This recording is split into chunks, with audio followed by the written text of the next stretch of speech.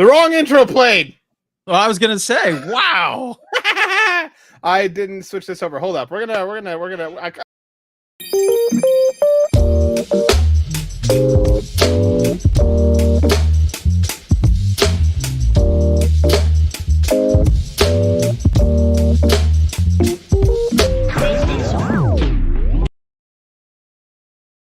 That's the right intro. That feels more like home. What's going on, everybody? Welcome back to PlayStation Generation episode 24. My name's Matt, and I'll be your host for today's events. I'm joined, as always, by the PlayStation Hokage himself, Mr. Rice. Boy, what's up, Rice? Hey, what's up, man? How you doing? How you doing? Good to be here, as always. You are looking fine as hell, my friend. I just want you to know that. That's all. Mm-hmm. Mm-hmm.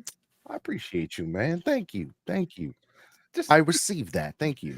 there was a moment earlier right before we went live where you were sitting there gnawing on some string cheese, and let's just say it did things to me. And of course, if he's not streaming, he's dying. We got Denny joining us today. Once again, what's up, Denny? How you doing? I'm good. I now also have a hankering for some string cheese. Is that what we're just calling Rice's? Now. I mean, if the shoe fits. If the cheese splits, There you go. If the string hits. You can make your own shapes. I like that a lot. On this week's show, we're going to talk about some PS5 Pro. I'm going to eat my words a bit. We're going to talk about some Horizon. We're going to talk some State of Play. So strap in and prepare thyself for a whirlwind of fun and adventure. I'm going to start by kicking it over to Denny this week, because Denny, I want to know what you've been playing. What's been keeping you busy? Well, I've been playing some Astrobot still. And I just started the Plucky Squire. Okay. Yeah. Very nice. How's the Astrobot adventure going? Great. It's too addictive. I'm finding myself really, really exploring every nook and cranny, trying to find everything. And I don't know if it's because I played a lot of Sonic in my life. I'm also trying to really perfect run certain stages. Yep. So those DLC speedrun levels and the scoreboards cannot come soon enough, because I'm just like you. When I move through some of those challenge levels, I'm just like A to B, get me in, get me out. I want to get through it as fast as I possibly can to just kick ass. So I feel you. I feel like we're gonna have to throw down a little bit once those leaderboards come. Wouldn't be the first time and won't be this last time that I win, right, Rice? But it will be the first time that you lose against me. Fair enough. Shut down while trying to talk shit. That's immortalized on the internet.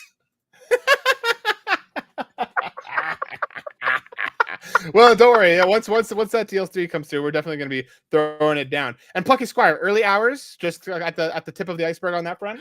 Hell yeah. Yeah.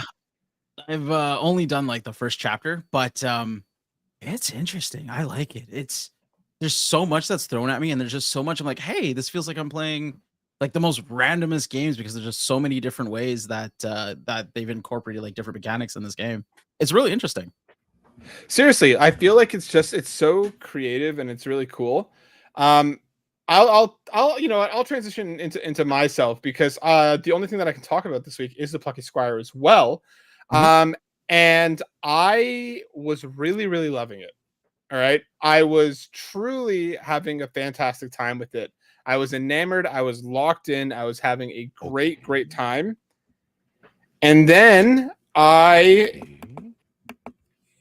hit a game-breaking bug that completely stopped me from progressing any further.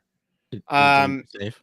No matter what I did, and because they do something nice where there are multiple save states that the game is saving that you can retroactively kind of hop back to. My problem is that I spent too long trying to fix what happened, that all of the save states were after the bug hit. Because essentially what happened, there's a part in chapter 6 where there's a roundabout, and there's different platforms on, and there's a cart that you have to move kind of around, and there's a block that you use to extend a bridge, and I put the block down, and I put it too close to where the thing was swinging around, and it hit it and sent it off into the ether, and it like stayed there for a couple seconds, shaking violently, and then disappeared, and then it respawned past the bridge where I cannot get to it because I need it to extend the bridge. Oh shit. So it was just such like a hyper specific issue, like that I think like people would really have to try to replicate, but I hit a game breaking bug. So I got really frustrated with it because I played it, just like a month ago for the preview, and I played the first 4 chapters then, and then I had to replay it again just because preview progress didn't carry over. And now to have to replay it all again, I'm kind of like, I need a little bit of space because I was really, really loving it. It's not a knock in terms of like what the game was offering to me, because while I do think the game is pretty simple in its delivery, I think in its presentation, it's like fantastic. I think it's doing a lot of really cool stuff. I need a bit of space from it before I go back to it because I got really frustrated that I couldn't progress any further, and I'm just kind of stuck. That sucks, man. Yeah, that's the worst.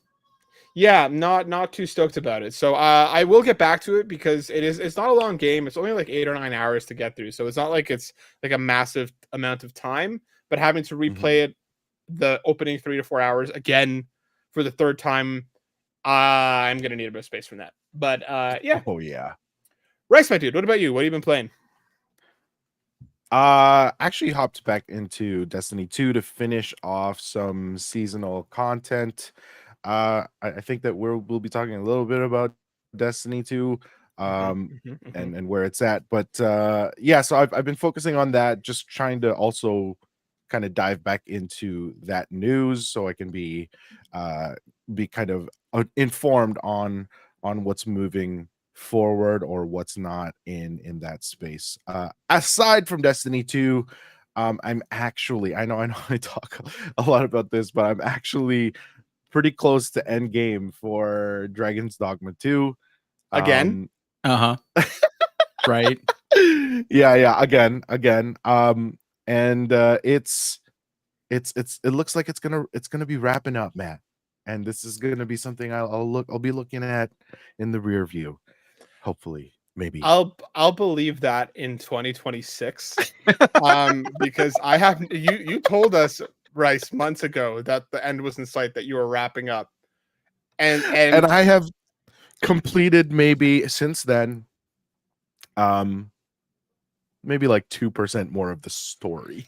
Didn't you finish it initially, or did you fall off of it? No, because remember you the initial fall like off 200 hours and you didn't Correct. even finish it. Oh yeah, absolutely. This is indicative of my ADHD journey, that I am doing everything but the story. That is incredible. Here's what's interesting about the game for anyone who hasn't played it is that like this game, fast travel is not it doesn't come at it's not a luxury. You do have to spend a resource in order to fast travel from one part of the map to another, and so there is a lot of traversal, there is a lot of exploring, and as I said, ADHD brain, you're walking across a map and then there are other things that come up along the way, and thus the 200 plus hours without finishing the story. Okay. Can anyone relate? Comment on that, please. Can anybody here, anybody listening or watching, can you relate to that? Denny, a quick aside, Denny. Are you the type of player that normally plays games like quite quickly? We got somebody in the chat here. Denirican Gaming says no. Are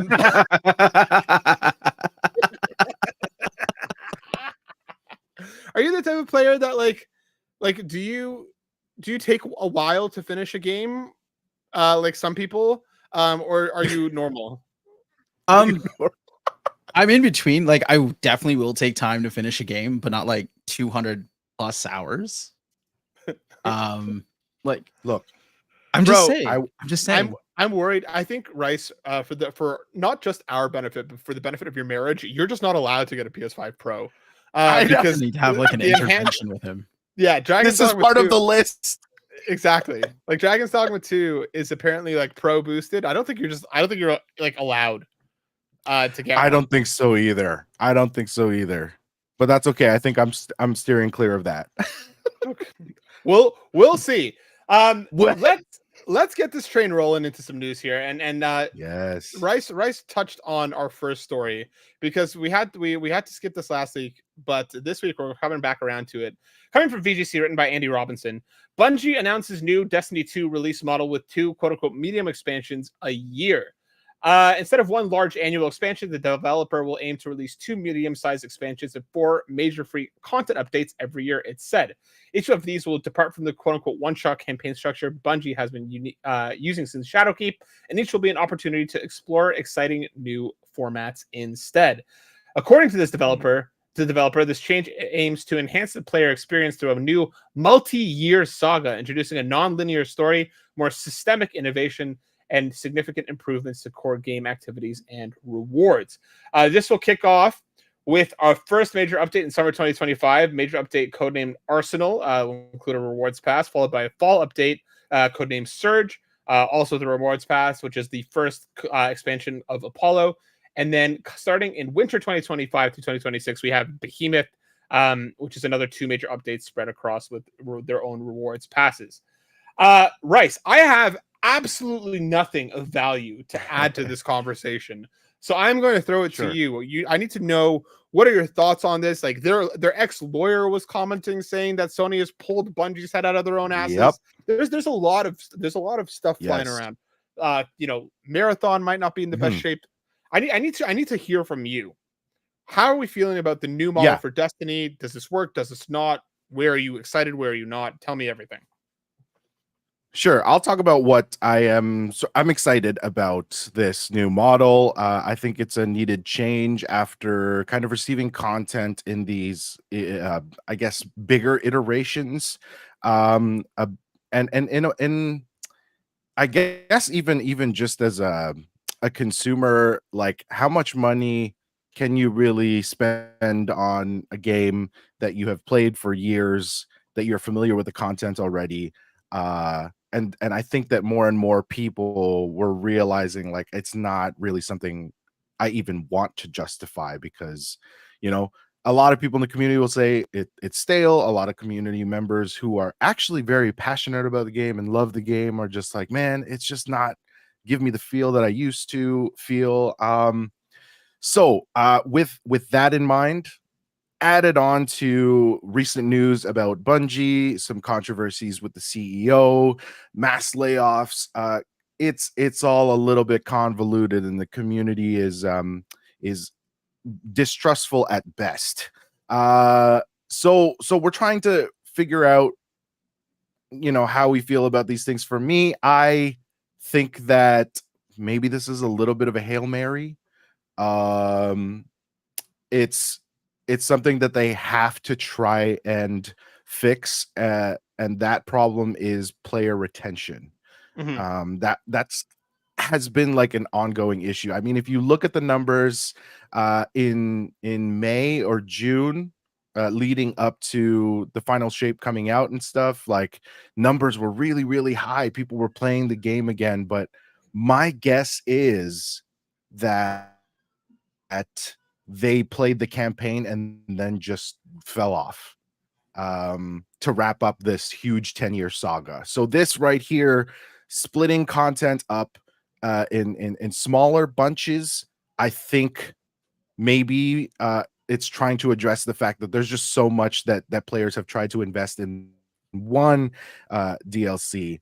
Hopefully this will address that. Also welcome in new players with this model of new stories that aren't linear. They're not going to follow another 10 years because that's a long time. And I think that they realized, oh man, like people who have been here since the beginning were only here now because they were so loyal to the franchise. And it didn't leave much room for newcomers to feel welcome or comfortable with like this overwhelming wall of information. So is that me being optimistic, hoping that that's actually what Bungie is trying to address? Yeah, maybe a little bit, but it's a game that I've loved for so long that I'm hoping it's that. I'm really, really hoping it's that. Do you think some of the community who, because it sounds kind of like Destiny's had their, to terms of, to translate this into a way that I can understand, has had their Avengers Endgame moment. You know what I mean? The Mhm. saga Yes. has wrapped up the story thus far, and now Mhm. we enter phase 4, right? Yes. And into the whole new world of Destiny. Do you think some players just don't come back because the expansions are still going to have a price cost associated to them, right? There's to be free Yep. content drops around them, but you're still going to be Mhm. having to now pay twice a year, every year, to be able to, Yes. or like one inflated price to get that entire year's worth of content. Right. Do you think some people just don't come back? Absolutely. It's a sad truth.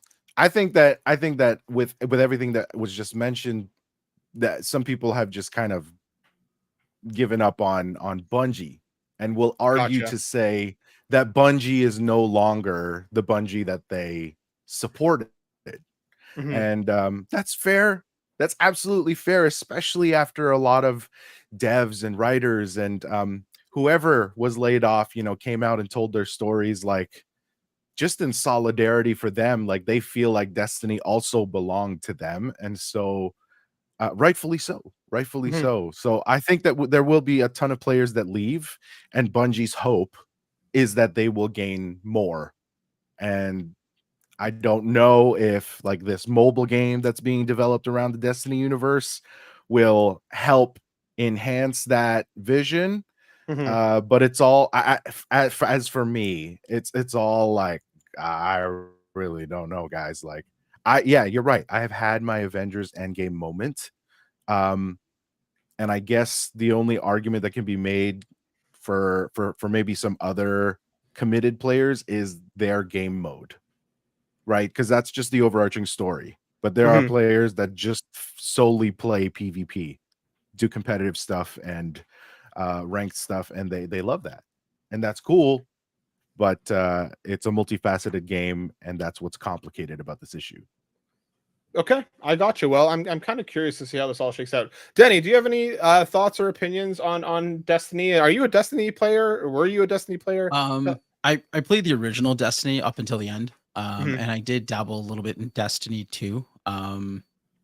But yeah, unfortunately, I don't have a say on this issue because I have not been there for the entire story. I think I've played a whopping like 3 days worth of content on it. Like, so no, unfortunately I'm not too familiar with how the content drops have been working and how long the story is. Like, I thought about how I would compare it to, because like the only game that would be familiar with that kind of has a similar structure is like Final Fantasy 14 Online, where they drop a Hell content yeah. an expansion pack every about 2 years.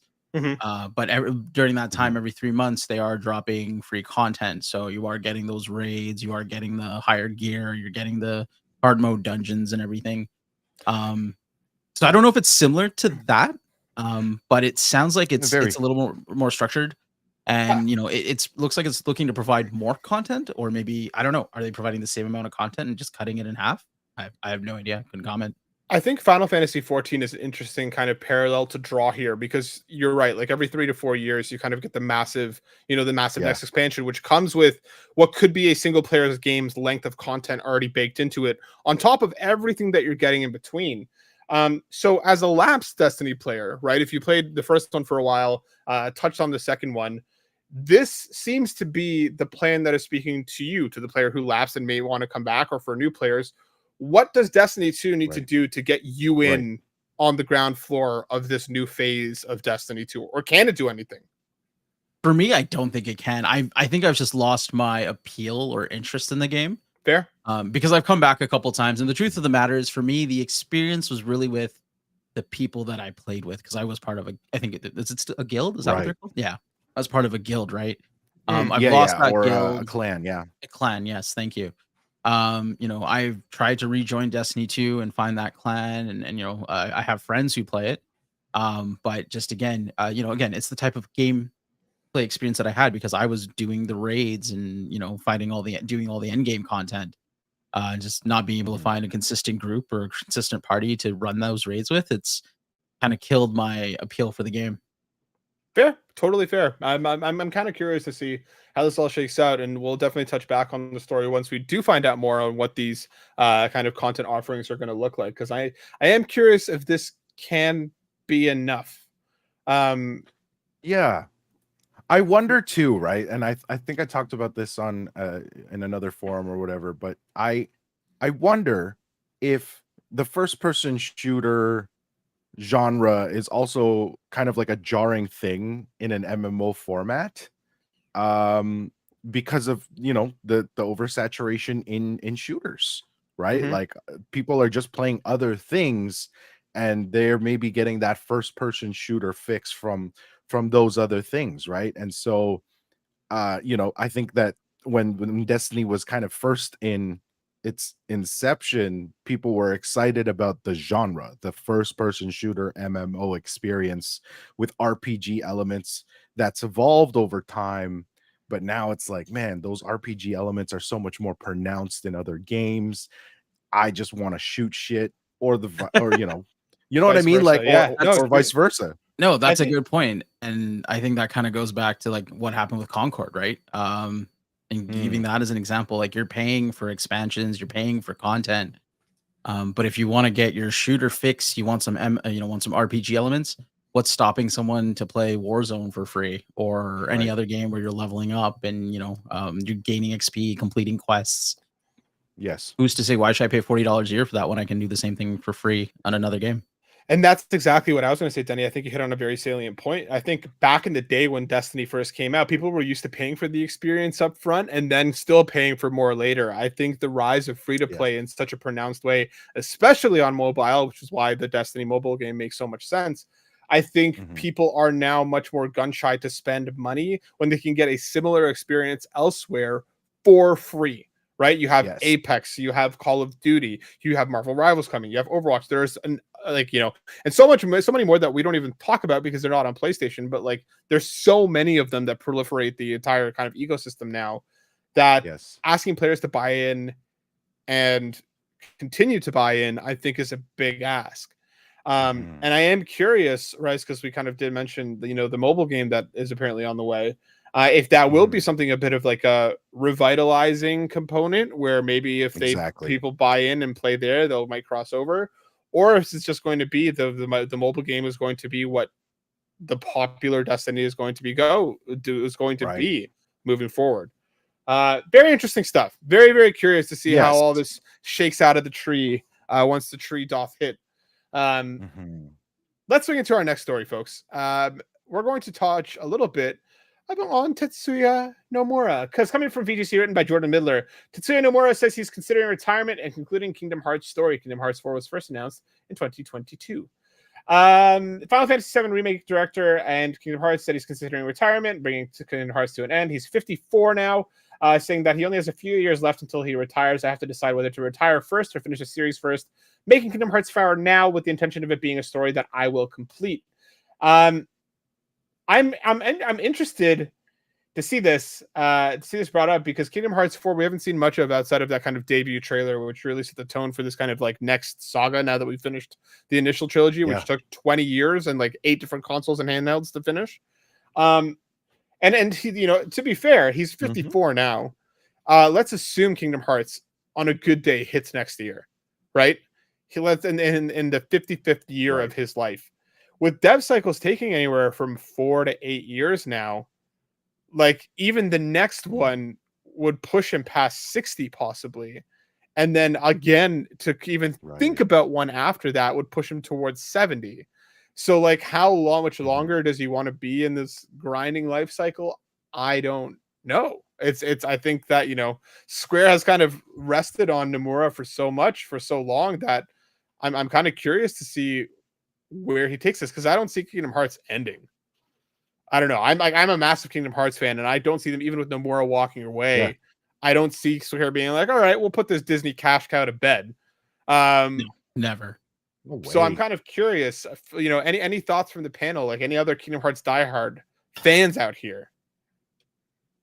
To quote Deadpool and Denny? Wolverine, he's gonna be there till he's 90. No. Yeah, he's not going anywhere. You're right. They're gonna strap him to a chair, just leave him Just there. write the damn story. We'll take care of the rest. No, you know what? If he walks, he walks. If he retires, he retires. Like, he's had a great career. He's done some great work. I would akin this to when, oh my god, I was gonna butcher his first name. Sakaguchi left, the father of Mhm. Final Fantasy. Yep. He left what? After 10, I believe. And we're now on, I think it's after 10, or he left for 10. Like, I know around the 9-10 mark is when he left. And they've still been pumping out Final Fantasy games. Some of them have been great, some of them not so much, but they've still been pumping them out. So, whether he leaves or not, it was his baby while he was there, and Kingdom Hearts will always be, affiliated with the Tetsuya Nomura, and I think they would keep going. I think maybe they'll get him to perhaps give a little bit of insight, or maybe as he gets older, maybe they move into more of a consultant role for the story, and then have other people working on the game and the franchise. So he was the executive producer Hmm. on 10-2, and then he left after that was the last Sure. Final Fantasy that he had been an executive, like, that he had been involved in at all. Okay. But yeah, I think you're spot on. I don't see this going away. Like, all the best to him. Like, I love his crazy mind bending stories. I know that he's very much an acquired taste, and catches a lot of flack. I love him for his willingness to just completely throw shit at the wall and see whatever sticks. Like, I'm the kind of person that watches 4-hour long Kingdom Hearts lore explanations because I have nothing better to do sometimes, and I need something to help me fall asleep. All right. Second intervention on the way. I love it. I'm about that shit, dude. I love it. Count me in. Rice, any thoughts and feelings? Yeah, you guys make such great points. Like, I think that, like, it's made, first of all, it's made so much money, and people double and triple dip on this title and owning it on multiple consoles. Yep. And like unashamedly too, like people Mhm. love Kingdom Hearts. And I think there's something to be said about the JRPG genre. And if players are familiar with that, with the culture, and also happen to love Disney characters, like that's a double hitter right there, man. Like there's so much there for people to love that there's no way that this is going to end anytime soon, with or without Tetsuya. Credits So to my dude. I've never played Kingdom Hearts. Should I rectify this situation? Absolutely. yes, absolutely. Absolutely. The Stop first whatever one- you're doing. Yeah. leave Stop the it. stream. Go to GameStop and get the story so far. Yep. Seriously. Like, the first one is rough around the edges. It has not aged as well, but I still think 2 onwards, like, you're in for a fantastic roller coaster of fun.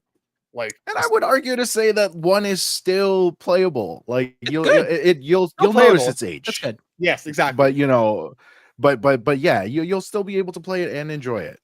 I'm sure you'll have notes. Let us I get know, Chris. confused very easily. Don't worry, Take my notes. dude. Just don't try and understand it. You know what I mean? This Sure. is one of those things where you're just along for the ride. Things are going to happen. Just run with it. Mhm. Just run with it. Yep. Folks, I'm about to eat my own fucking words here. I have no other way to say it. Wow. I have no other way to say it. Last week we got the unveiling of the PS5 Pro. We spoke at length about how it was expensive, and it still is. How this is a niche product for a select audience, and it still very much is. And we went around the table and said what it would take for us to really buy into this on day one. And the kind of common consensus was either we're not buying in day one, or it would take a selection of games. What we didn't consider is the nostalgia. Because today, PlayStation, over on the PlayStation blog, has unveiled the PS 30th anniversary collection. Okay. And my God, okay, look at it. It is beautiful. Throwback to the PS1, the grays. I knew Matt would get wet. Like, I got like drenched. Like, it was There's a a bucket under the chair. there is no chair. It is just a big bucket with like a line leading outside. Okay. Thank God I'm in the basement now because it like empties out their sewer drains down here. You know what I mean? There's a place for it to go. But we got it. So we have a couple of different things here. We have the 30th anniversary Pro bundle. You can only buy the consoles in the bundle. So let's get that out of the way right now. This comes with the DualSense, the DualSense Edge, the disc drive plate, but not the disc drive, the Pro itself, and a charging port, a charging thing. It also comes with a bunch of like cable ties that look like PlayStation, some stickers, a freaking USB-C that looks that's like crazy. the PS1 controller adapters, okay? And along with some limited edition PlayStation poster and a paperclip. It's limited to like 12,300 units, okay? We also get the digital edition, similar color scheme, just without still the extra goodies are still there, but it doesn't include the DualSense Edge. We get a portal. Looked and styled like the PS1. A portal. The DualSense Edge, the DualSense itself. And then, like Chris shouting out in the chat, the entire line, gorgeous packaging. Look at this, a throwback to the PS1 era. Guys, has this changed anything for you? Yes. Okay, but let me explain. Because okay, let me choose my words carefully. I think my wife might be watching. This is what oh God. So this is what I would spend my money on, given that I would be upgrading.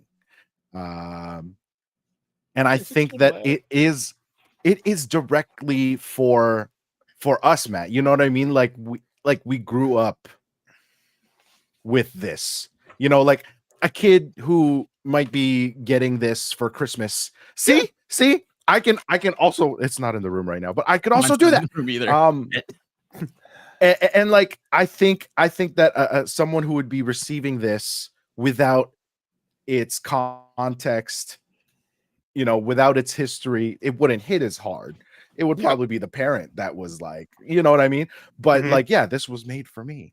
So what it has changed is the pull on my heart for the upgrade. What it has not changed is my reality and my need 100%. To feed mouths. Just need that lettuce and pay bills. Just lettuce, bro. Can't live off string cheese for life. I get it, bro. You just gotta go. You just have to tell the family, folks. Goodbye. I need this for the next 6 to 9 months. All we're going to be eating is cup noodles and ramen, which is far cheaper than lettuce. So just bite the bullet and commit to the dry noodles. Don't even run the cost of running the water. Okay, don't even use the electricity to heat the kettle up. Okay, just eat the dry noodles. Put it on top of the PlayStation. Let it cook. It's our new stove, babe.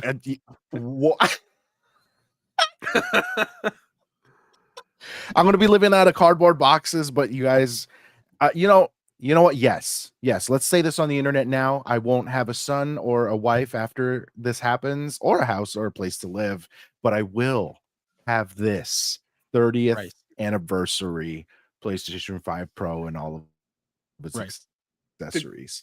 Where I'm gonna find power for it, I don't know yet. And use it like a shield from the weather and the. But it's 2 parts. How's he gonna do it? It's 2 parts. Listen, don't think too much about this now, Denny. It's okay, Rice. Here's all I'll say. You can stay at my house. I got the devil in the. You. Just bring the PS5 Pro. Oh my goodness. All right, guys. I love you, babe. Babe, listen. I know. I just need that Dragon's Dogma at 60 frames targeted, okay? It's not even confirmed that it's going to be 60 frames, but it's targeted. Okay, babe? It's targeted. I know it's targeted. It's probably still just going to be like a variable frame rate. They don't want to use the number 60, but it'll look better. I promise. Danny, what are you thinking? Yeah. Okay. When I first saw this, The first thing on this is finally, this is probably the best thing to come out of this 30-year anniversary celebration. Mm-hmm. I have a hard time right now swallowing the price of the PS5 Pro, especially Me up here in too. Canada. Oh, sorry. And now thinking, yeah, Nice. save your bacon, dude. Save your bacon. My only thought now is if we're getting the Pro and we're getting that Pro bundle, how much more are you paying for nostalgia? And how much more are you paying to add that DualSense Edge? Honestly, the only thing I want is that goddamn controller, like this regular DualSense controller. I think I saw somewhere they confirmed it does come with the little PlayStation cable style USB cable. I believe it does. If you buy just the controller, you get the cable that looks like the old PS1 cable. So for me, that's really all I want. I can't interesting. Okay. Great for Sony for put this out, because I remember I think the PS4 had the PS1 edition and it looked great and it sold. Will this help them move units? Abso-freaking-lutely. Am I gonna buy one? Until I'm gonna find out it's gonna be like $1,700, and I will gladly walk away and spend my like $90 on the controller. So let's go around the panel right now. I want to go around the horn because at the time of recording, we still don't have pricing, period. We don't have American pricing. We don't have Canadian pricing. They have not unveiled how much these cost. So I want to know, what do you think Canadian it's going to land at? I think it's going to end up being like $12.49 Canadian is my guess. I'm thinking the DualSense Edge is around $250 to $300, and I think the rest of the kind of stuff is just going to be, they're going to kind of swallow the cost a bit, a little, like on the plate and the charging station. I'm thinking $12.49 is what feels like it's going to be for me, which is wild that a week ago I was complaining about $9.59, and now I'm 100% prepared to spend more money. Are you buying the disc drive though? No, I personally, well, I couldn't find one now if I wanted one. Fair. I'm not anticipating buying one right up front. I buy most of my games digital anyways, so I'm not really too pressed about the lack of a disc drive up front. I'm with you, Denny. I'm locked in on the controller at the baseline. I am going to try and pre-order the Pro bundle. I'm going to try and pre-order it. If I can lock or pre-order it, my wife already said, that's fine. You just better prepare to start selling everything that you can in terms of like my existing lineup of stuff. And she's like, and we'll cover the difference. She's like, I know how much this means to you.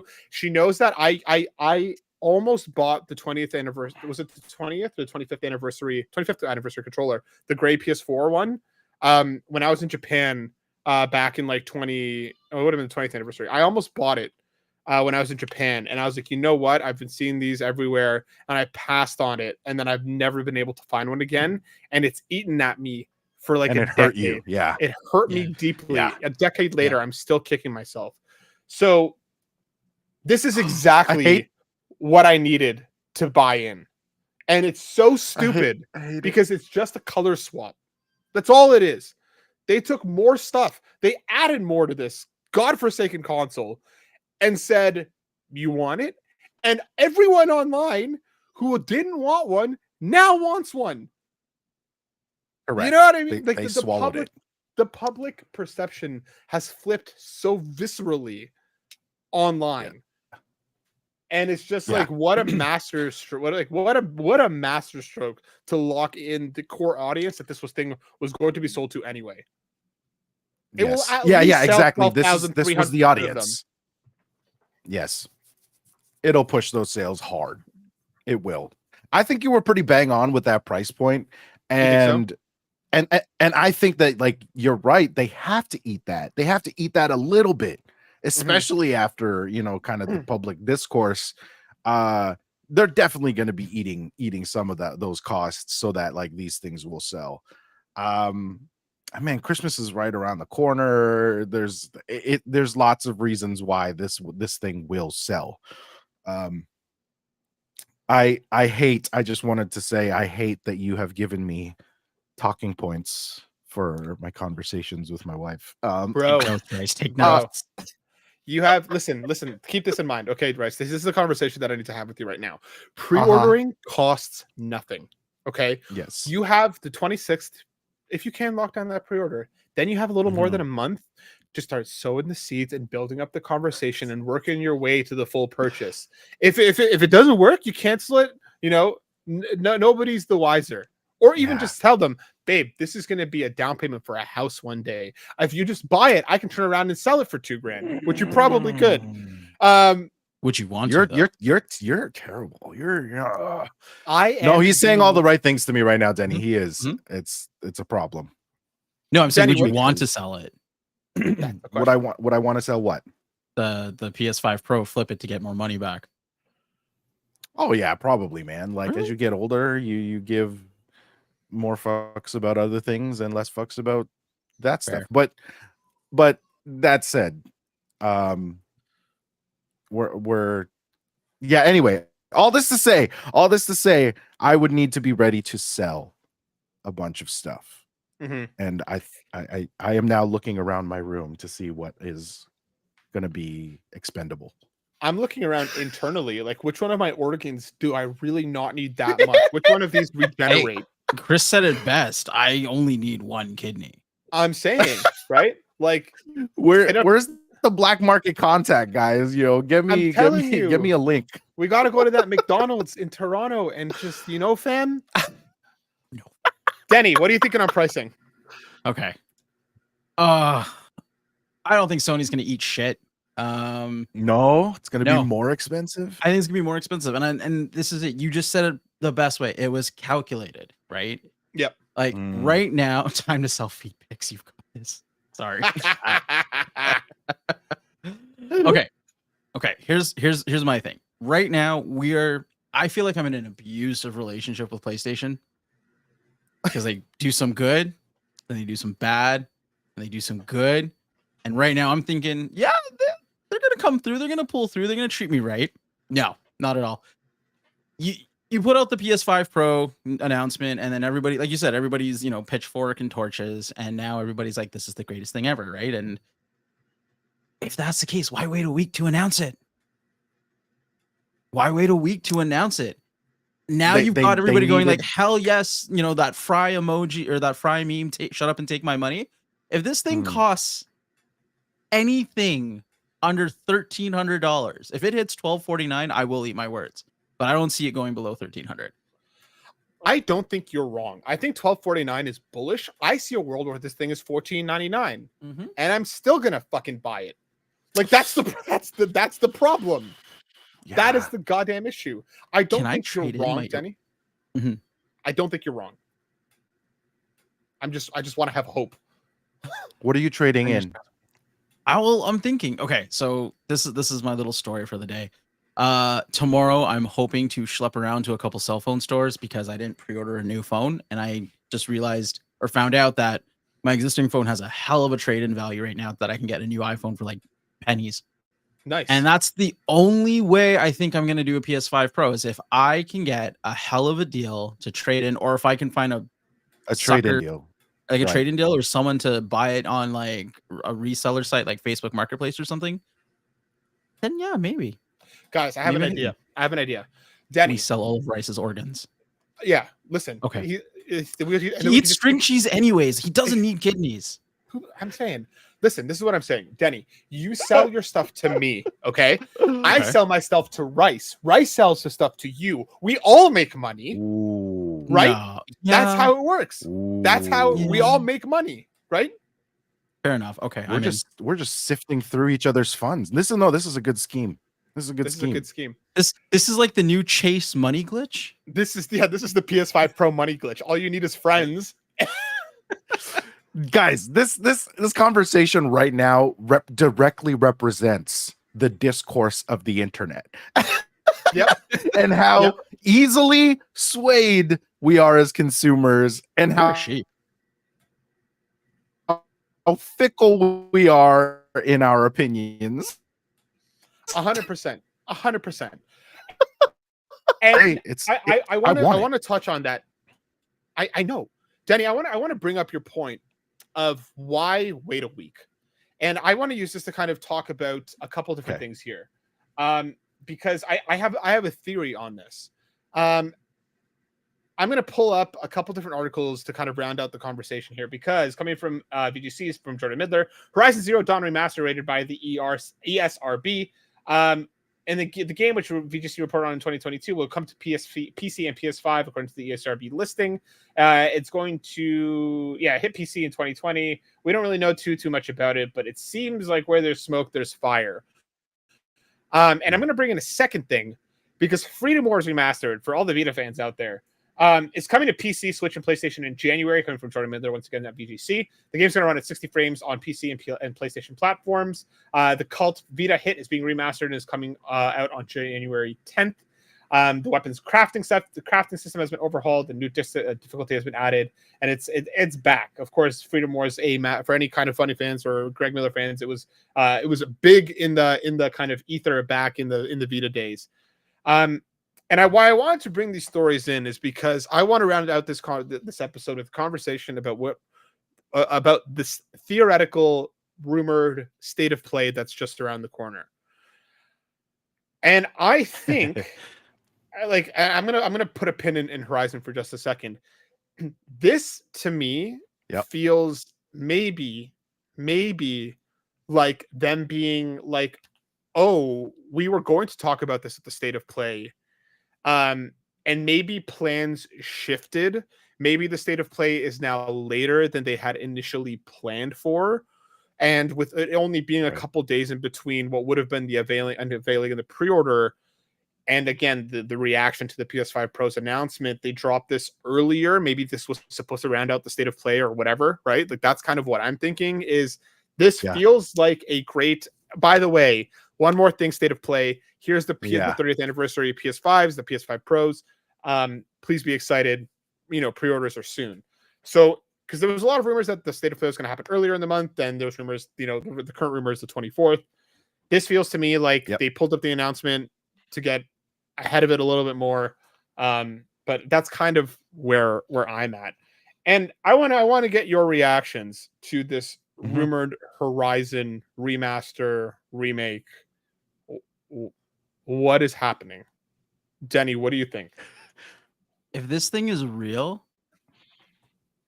this is the stupidest fucking announcement ever. Like, go on. Oh my god. Okay. Isn't this game already out on PC? Yep. Is this not a PS4 game? Why do we need to remaster a last generation game? Talk your shit. Like, no. Oh. And state of play. No, talk your shit.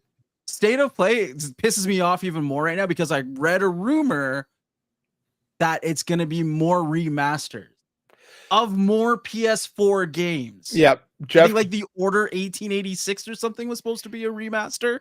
Jeff Grubb said that there is a less exciting remaster in that state of play than the Horizon one. Yeah. That to me feels like Days Gone. Ooh, I agree, and ew. That guys, we don't need that. I think the Order 1886. I think there would be a contingent of people who would genuinely be excited, because that game really does have its fans. There's a lot of people who did feel like it deserved more than what it got. It deserved another time in the sun. So I think that would be an easier pill to swallow. Days Gone to me feels like, if that is the case, feels like an even more wasted use of resources than Horizon is. Yep, agreed. These are games. Okay, fine. I understand. Maybe not everybody has a PC, so you can't go and use mods to up-res textures or whatever that people do when they, through Steam Workshop. But you have a PS5. If you're excited for these games, you can play the PS4 game on a PS5. Why would you pay? A remaster usually does have a full new game price on it. Why would you spend that much money on a new game for a slightly shinier game when you can get that same game, that same story, almost that same experience for a fraction of the cost, and it's still going to look pretty good?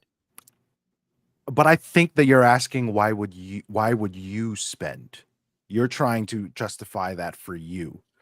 Yeah. but I know so many people that are like, yes, give no, like, is it okay if I start chiming in here? Sorry. Yeah, Yeah, go go ahead. ahead. Yeah, My yeah. rant's done Yeah, so for now.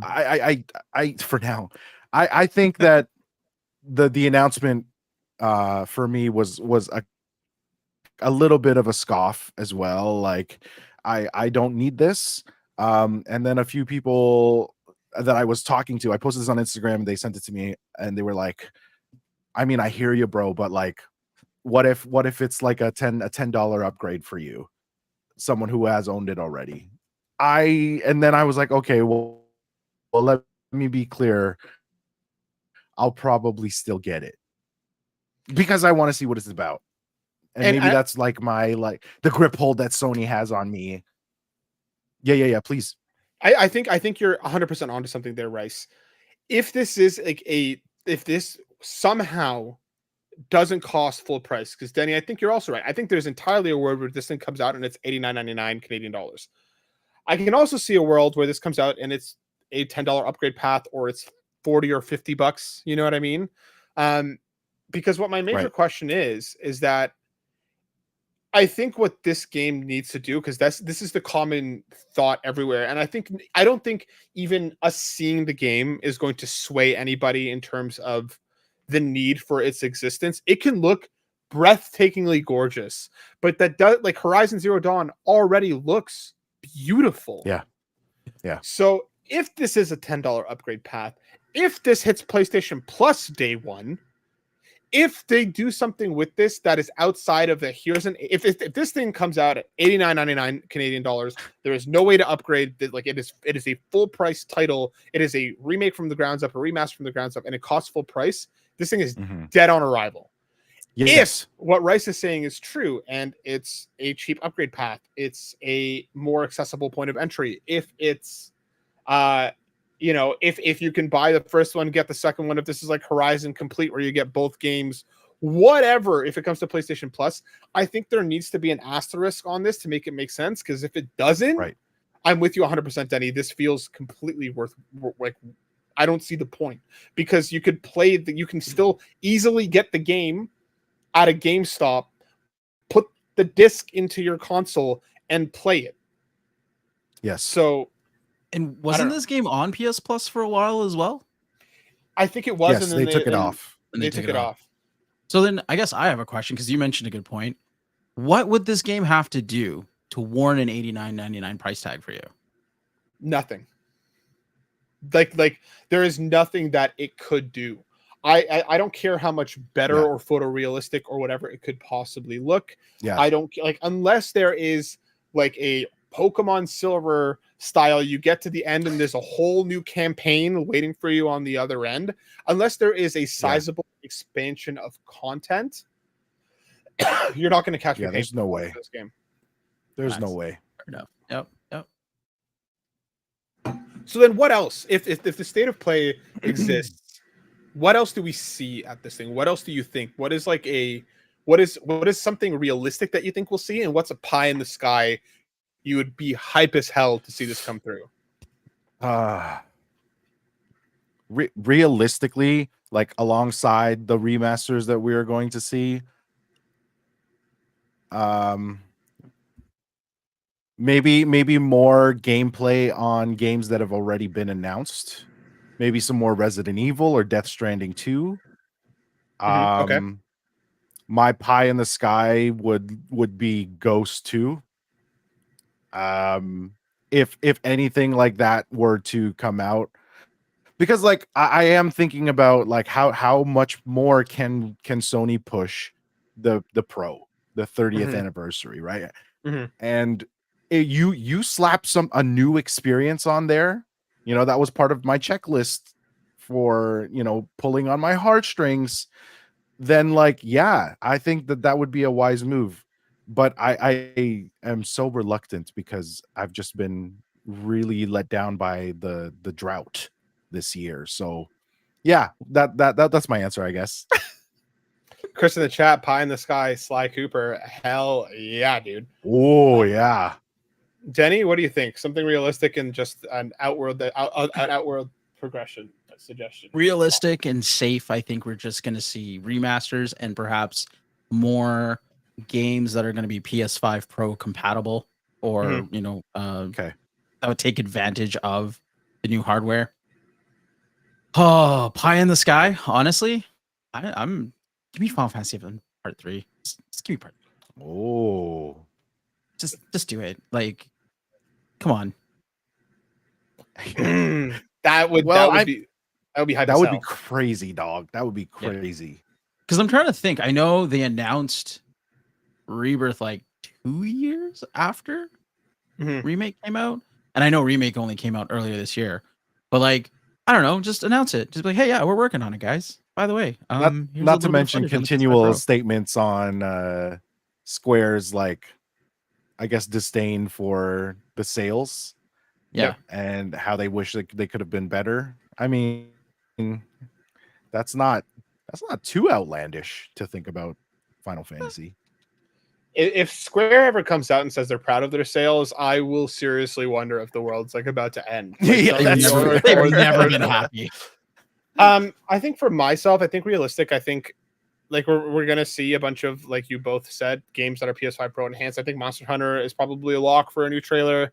I think we get some of the stuff that Right. we're seeing at TGS, like whatever this new rumored Yakuza project could be. Freedom Wars. I think we're going to see like a lot of stuff. I'm really conflicted on whether anything PlayStation first party is going to be there outside of the remakes and the remasters. see. I think pie in the sky, yeah, Wolverine. Give me like give me Wolverine. whatever Spider-Man 2 has in the pipeline for its DLC or for whatever they're doing next. Give me Ghost 2. Give me something to get me like excited, because next year is not far. There's already Christmas shit at Costco, so like I need to know Yeah. what I'm going to be playing on this stuff come next year. Yeah. And we still don't know. Yep. So I think I would need some first party stuff, because that's if because there were a contingent of rumors that saying that the state of play was going to predominantly be third party and indie. I think that if that is the case and they come out after a showcase in May that was predominantly third party to then follow up with the state of play that is predominantly third party, I think they're going to catch a lot of shit all over again. Like this roller coaster. I've seen They the meme will. as well. Like the we're so back. Oh, it's over. We're 100,000%. so back. Like we're on the we're so back right now with this 30th anniversary of things. We're going to be back into oh, it's so over if the state of play is Mhm. nothing but third party stuff. So I'm curious to see how that falls out, but I think they need at least one first party like home run. They need at least one to be like, here it is. Here it is coming in 2025. Yes. They don't need to date it any more than that year. You know what I mean? Or if they want to give us like a summer 2025 or whatever it is that's going to hit next year, because there has to be something. They need to do that now. If all it's going to be is here's Gran Turismo, look, it looks good. Here's this, looks good. Here's all these existing properties, existing games that you already have. They look better. Then I think that's a mistake to kind of base the state of play around that. It could have been a blog to post. be like God of War E3. Like it would have to be that kind of exciting for me, because that was hype. And like when E3 was, at its height, right? Like I would have to feel that in order to really feel satisfied by the state of play right now. And I don't think that's a big ask for fans, man. That it's not a big ask considering how much we've kind of been let down through this year. So, and I think they could get that with one like new first party just unveiling. One. You know what I mean? One. Like just one. If they just give us like a 15-second thing of like, you see a field, you see these like feet walk in, it pans up. Here's Jin Ghost of Tsushima 2 coming 2025. That's all you need. We don't need a gameplay. We don't need anything more than that. But we just need something to be like here's something to wet your whistle. Here's something to string your cheese along. Yes. Yep. If it showed only Jin's eyes and his like, headband for 2 seconds, that's enough to make me pee and make me want to invest again. Jin's bare feet, you know what I mean? Like that's all I need. You know what I mean? In some mud, in some water, in some blood. Showcase the new PS5 power of the Pro. You know what I'm saying? Right? You get it. You take realistic feet pics in photo mode and sell them online. I'm saying that's exactly it. That's how we get a PS5 Pro. That's Tsushima how only we fans. that's that is how Hosts we of all OnlyFans. that is how we can all afford it. We just need to do that. Have to start getting Uh those pedicures. That's it. Chris in the chat, Nathan Drake. Yeah, if we get this, the Uncharted. Court was always tooting the Uncharted horn of continuing the story with the daughter of the glimpses that we saw in the trailer. Again, that would be hype as hell. That would be massive. That would be a massive announcement to be like, here's why you need it. Let's round out with a couple of questions, folks, before we sunset this episode. Kevin TKD123 Diaz, the homie, comes in saying, what games are you holding off on playing until the PS5 Pro if you're getting one?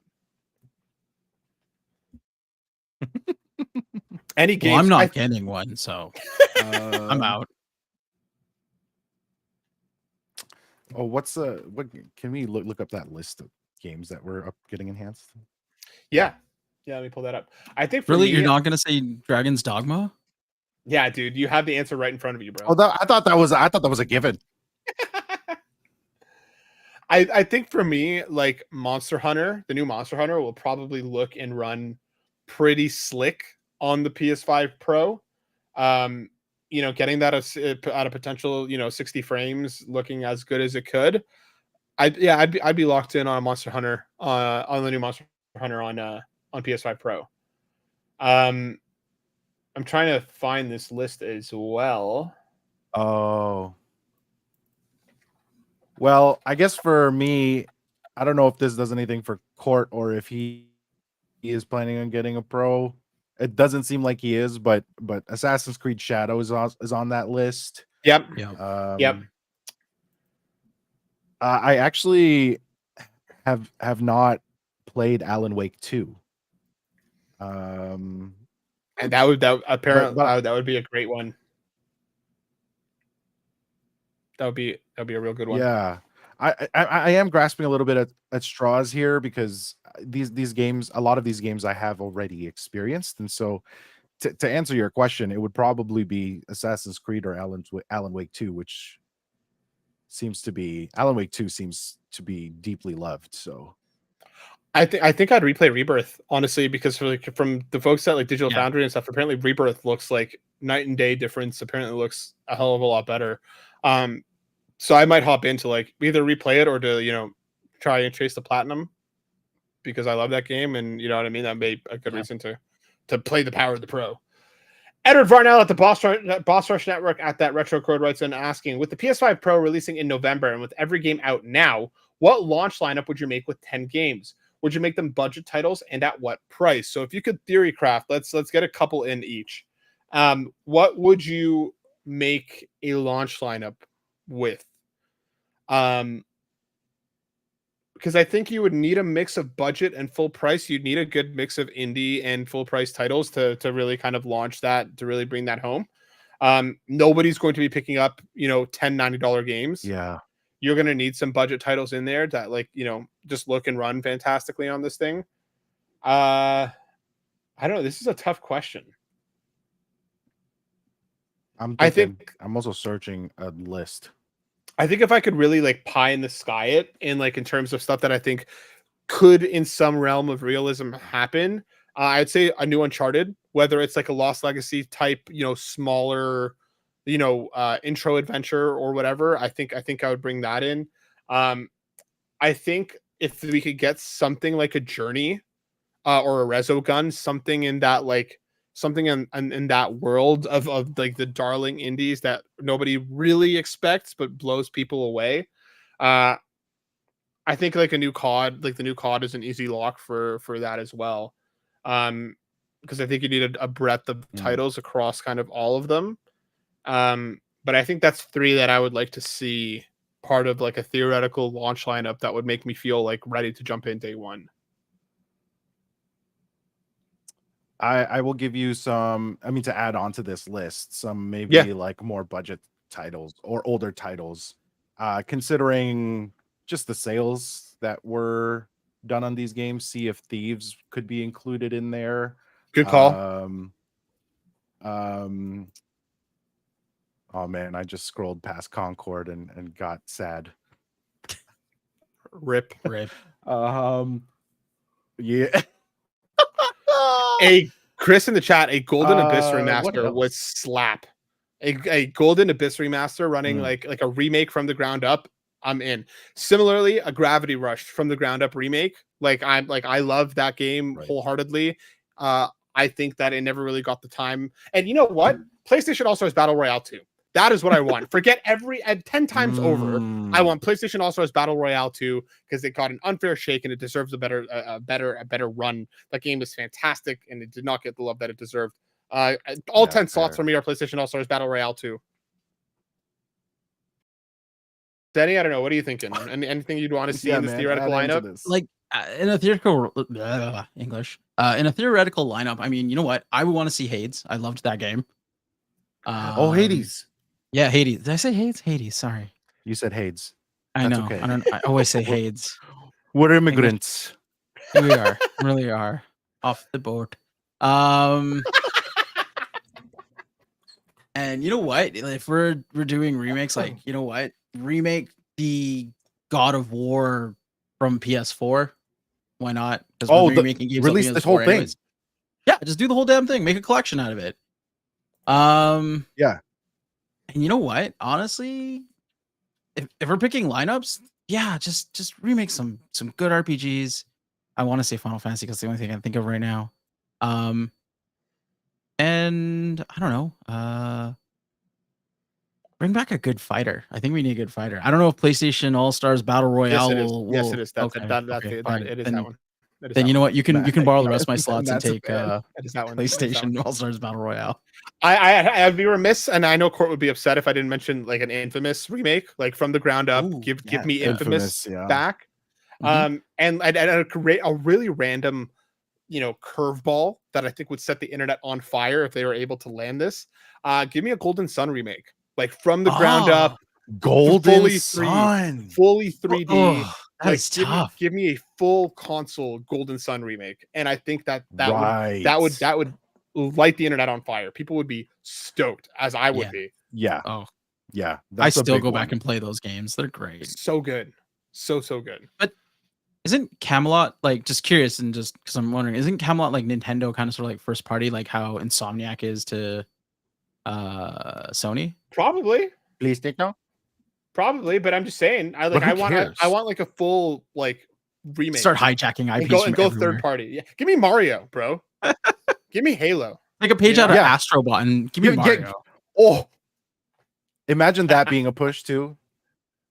Just getting that Halo in that launch. Oh my goodness. Might be. That'd be such a meme. Could be possible.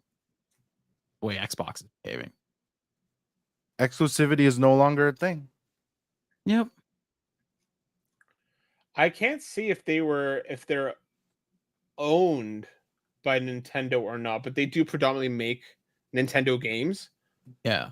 Though apparently when they created Camelot, they were creating it with the intention of developing games for PlayStation. So hey, there you go. Make history right. Actually, you know what? Camelot made Hot Shots Golf. Yeah, and everybody's golf. Yeah. I'm in. I'm locked in. That's good. That's my 10. Let's call this one, my friends. That brings us to the end of a fantastically exciting episode. Denny, my dude, if people want to see you and hear more from you, where could they find you? They can find me on Twitch. They can find me on YouTube. Instagram is where I post random thoughts and reels. So you can find me on my Linktree. So Linktree/Danurukan Gaming. Hell yeah! And Rice just left. Okay, I'll do his thing for him if you want. Yeah, do it up. So you can find Rice Boy at Linktree/Rice BOYYY. Why? 3 Y's TV. Yeah. BOYYY TV. BOYYY TV. I think that's right. Yes. And also his Linktree. Go check him out. Yeah. Follow Denny and Rice in all the places. You can find me, of course, over here on Console Creatures, and you can find me at But Why Though as well, and at X on Matt_SilverSoul. We appreciate you all so very much. Thanks for sticking with us. We will see you all next week. Peace and love. Be well. We'll see you on the other side of the State of Play. Maybe. Who knows? We'll see. Yeah. Bye. Bye.